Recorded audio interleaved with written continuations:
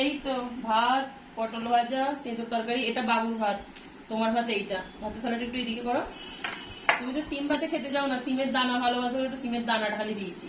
ভাতটা এরকম কালার হয়েছে কেন? সিম ভাতে তো দিয়েছি ভাতে, ওই জন্য। তা আলু মুলিনি আজকে।